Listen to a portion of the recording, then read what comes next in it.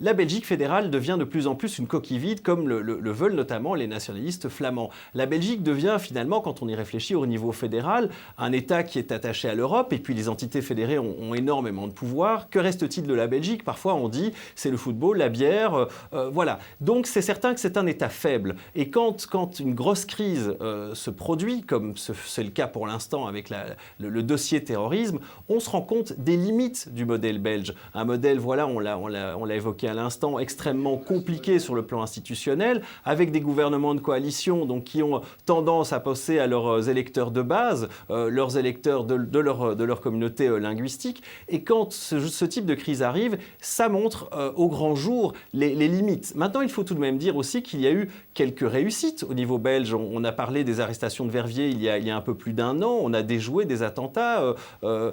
L'enquête a progressé. Abdeslam a été arrêté. D'ailleurs, franco-belge à Verviers.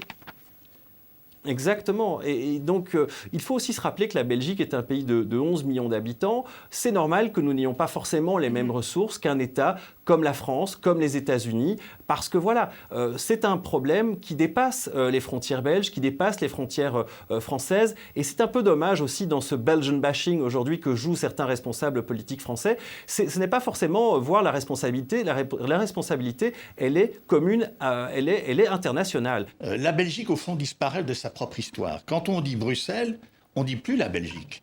Bon, c'est la métonymie de la chose. Et aujourd'hui, on ne dit même plus Bruxelles en tant que capitale de la Belgique, en tant que région à part entière ou en tant que capitale de la Flandre.